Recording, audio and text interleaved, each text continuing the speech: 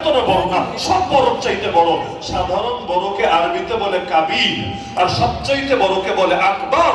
আমরা আল্লাহু কাবির বলি না, বলে আল্লাহু আকবর। আল্লাহ সবচাইতে বড়।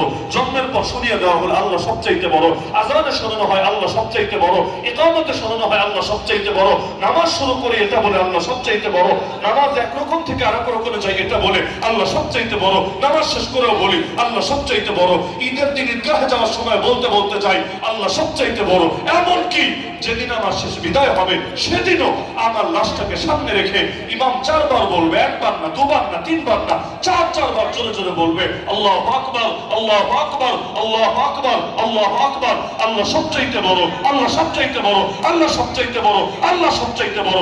শুরুও হলো আল্লাহর বরত্ব দিয়ে, শেষও হলো আল্লাহর বরত্ব দিয়ে, মাঝখানেও সবচাইতে বেশি বলানো হচ্ছে, সবচাইতে বেশি শোনানো হচ্ছে আল্লাহর বরত্ব নিয়ে। সুতরাং যেই কানে শুনলাম আল্লাহ সবচাইতে বড়, যেই মুখে বললাম আল্লাহ সবচাইতে বড়, যেই দিলে বসালাম আল্লাহ সবচাইতে বড়।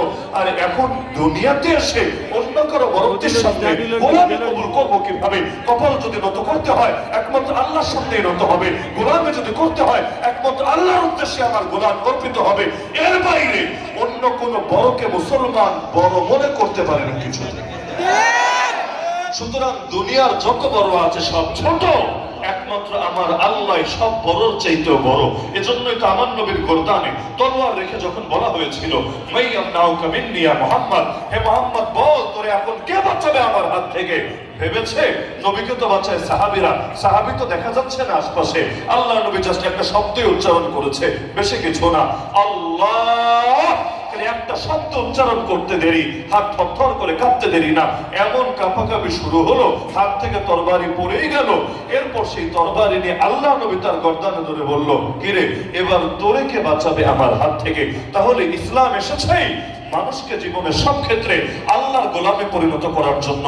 জীবনের সব ক্ষেত্রে, এক দুই ক্ষেত্রে না, খালি মসজিদের অংশে না, খালি মাদ্রাসার অংশে না, খালি মাহফিলের অংশে না, খালি খানকাহের অংশে না, খালি দাওয়াতের অংশে না, সব অংশে।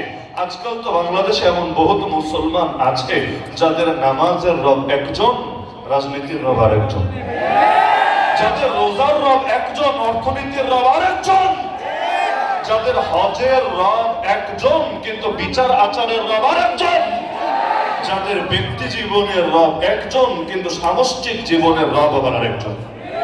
এরকম একাধিক রবের উপর বিশ্বাস রেখে লা ইলাহা ইল্লাল্লাহ বলতে বলতে যদি মুখে ফেনা ওঠে কি লাভ হবে?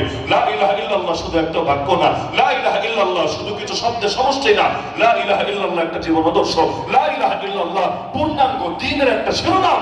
আবু জাহাল কেন লা ইলাহা ইল্লাল্লাহ পড়লো না? আবু লাহাব কেন লা ইলাহা ইল্লাল্লাহ রাজি হলো না? এমনকি আবু তালেব সব জানার পরও, বোঝার পরও, স্বীকার করার পরও শেষ সময় লা ইলাহা ইল্লাল্লাহ বলতে কেন রাজি হলো না? কারণ ভাষা যেহেতু আরবি, তারা বুঝতো লা ইলাহা ইল্লাল্লাহ বলা মানে জীবনের সব ক্ষেত্রেই ওই এক আল্লাহর গোলামে কবুল করে নেওয়া। আবু জাহাল আল্লাহ নবীকে যে কম চিনতো তা না, আরে আমি যতটা চিনি, আপনি যতটা চিনেন এর চাইতে হাজার গুণ বেশি চিনত। আমি আপনি নবীকে চিনি হুজুরদের মুখে ভাষণ শুনে, বই পড়ে পড়ে, বাপ মায়ের জবান থেকে জেনে জেনে। আর আবু জাহাল নবীকে চিনেছে ওই শৈশব থেকে, কৈশোর, তারুণ্য, যৌবন সবকিছু নিজের চোখে দেখে দেখে। ওয়ালাইসাল খাবারু কাল মুশাহাদা, সোনার দেখা, সোনার দেখা কখনো এক হবে না। আবু জাহালকে জানতো না নবী হক, আবু জাহালকে জানতো না তিনি যা বলছেন সেটাই সত্য, সব জানতো, সব বুঝতো। মানলো না কেন? মানে নাই এ কারণে আবু জাহাল জানে নবীকে যদি মেনেই নাই, লা ইলাহা ইল্লাল্লাহ যদি পড়েই নাই, বড় বড় বোতল টানবে কিভাবে? নবীকে যদি মেনেই নাই চুরাপারি করবে কিভাবে? নবীকে যদি মেনেই নাই দুর্নীতি করবে কিভাবে? নবীকে যদি মেনেই নাই সন্ত্রাস পরিচালনা করবে কিভাবে? নবীকে যদি মেনেই নাই খুন খারাপি করবে কিভাবে? নবীকে যদি মেনেই নাই চাঁদার ভাগ পকেটে ঢোকাবে কিভাবে? যদি মেনেই নাই সমাজে অন্ধকারের রাজত্ব টিকাবে কিভাবে? এজন্য লা ইলাহা আল্লাহু আকবার, আল্লাহু আকবার,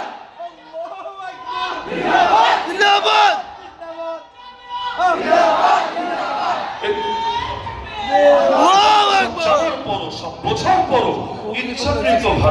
ইচ্ছাকৃতভাবে আনুগত্য বরণ করেন এই লা ইলাহা ইল্লাল্লাহর সামনে। এমনকি আপনি যদি ইতিহাস পড়ে দেখবেন আল্লাহ নবী দোয়া করেছিলেন, আল্লাহুম্মা আইজ্জাল ইসলাম বিআহাব্বি হাযাইনি রাজুলাইনি ইলাইক। হে আল্লাহ এই দুইজন মানুষের মধ্যে যে আপনার কাছে বেশি প্রিয়, তার দ্বারা আপনি ইসলামকে শক্তিশালী করেন। কোন দুইজন? একজন ওমর ইবনে খাত্তাব আর একজন হলো আমর বিন হিশাম, যাকে আপনারা সহজে চেনেন আবু জাহাল নামে। যদি আবু জাহালটা নাম না, অনেক সময় নামের চাইতে অন্য জিনিস দিয়ে মানুষ চাই বেশি পরিচিত হয়ে, তখন আর নাম বলা লাগে না, নামের চাইতে সেইটাই লোকে ভালো চেনে। যেমন ফেরাউন, এটা কারো নাম না, এই নামে কোনোদিন এই পৃথিবীতে কেউ ছিল না, কিন্তু আর আসল নাম বললে কয়জন চিনবে? ফেরাউন বললে লোকে আরো ভালো চিনবে। এদেশেও এমন বহু ছিল, নাম বলা লাগে না। যদি বলেন মুরগি চোরা, লোকে বুঝে ফেলে। যদি বলেন কাউয়া, লোকে বুঝে ফেলে। সময় হয় বিভিন্ন শব্দ নামের চাইতে যায় বেশি প্রসিদ্ধ হয়ে। তো নবী দোয়া দিলেন, হে আল্লাহ, এই যে দুইটা মানুষ, একজন ওমর ইবনে খাত্তাব আর একজন আমর বিন হিশাম তথা আবু জাহাল, এই দুইজনের ভেতর যে আপনার কাছে বেশি প্রিয়, তার দ্বারা আপনি ইসলামকে শক্তিশালী করেন, ইসলামকে বিজয়ী করেন। দোয়ার মধ্যে লক্ষণীয় বিষয় দুইটা। এক নম্বরে, নবী তাদেরকে চাচ্ছেন জাস্ট তারা হেদায়েতের পথে আসবেন এবং নামাজ রোজা ধরবেন এজন্য না, নবী তাদেরকে চাচ্ছেন দ্বীনের মুজাহিদ হিসাবে, নবী তাদেরকে চাচ্ছেন তাদের তার ইসলাম বিজয়ী হবে এই কারণে। আল্লাহ নবী মক্কার যুগে ইসলাম বিজয়ী করতে চাইতেন না, শুধু মদিনায় যাওয়ার পর চেয়েছেন। এটা ইনশাআল্লাহ পুরো আলোচনা শোনার পরে আমার আর বলে দিতে হবে না, সকলে স্পষ্টভাবে বুঝতে পারবেন। নবী দোয়া করলেন, এক নাম্বার, এই দুইজনের ভেতরে যে বেশি প্রিয় তার দ্বারা ইসলামকে বিজয়ী করেন। দ্বিতীয়ত, নবী আল্লাহর নবী চাইলে যে কোনো একজনকে চাইতে পারতেন, একজনকে চাননি। আবার একসঙ্গে দুইজনকে চাইতে পারতেন না, সেটাও করেন নাই। মজার বিষয়, একজনকেও চান নাই, দুজনকেও চান নাই, দুজনের ভেতরে একজন, দুজনের ভেতরে একজনকে চেয়েছেন। আবার একটা গুণ বলে দিয়েছেন, এই দুইজনের ভেতরে যে আপনার কাছে বেশি প্রিয়। মজার বিষয়, দুজনই তো তখনও অমুসলিম, দুজনই তখনও মুশরিক, দুজনই তখনও কাফের। তাহলে অমুসলিমদের ভেতর আবার কম প্রিয় আর বেশি প্রিয় কি? কম প্রিয় আর বেশি প্রিয় কি? কিন্তু আল্লাহর হাওলা করে দিলেন, হায় আল্লাহ, এই দুইজনের ভেতরে যে আপনার কাছে বেশি প্রিয়, তার দ্বারা আপনি ইসলামকে বিজয়ী করেন। আল্লাহ রাব্বুল আলামিন এই দোয়াটা কার ব্যাপারে কবুল করলেন? সবাই জানেন, ওমরের ব্যাপারে কবুল করলেন, আবু জাহেলের ব্যাপারে কবুল করলেন না। কেন? এই কবুল করা দ্বারা কিন্তু এটা প্রমাণিত হয় ওমরও খারাপ ছিল, আবু জাহেলও খারাপ ছিল, কিন্তু ওই সময়ও আল্লাহ রাব্বুল আলামিন আবু জাহেলকে বেশি ঘৃণা করত এবং ওমর তুলনামূলক তার কাছে বেশি পছন্দনীয় ছিল। কেন?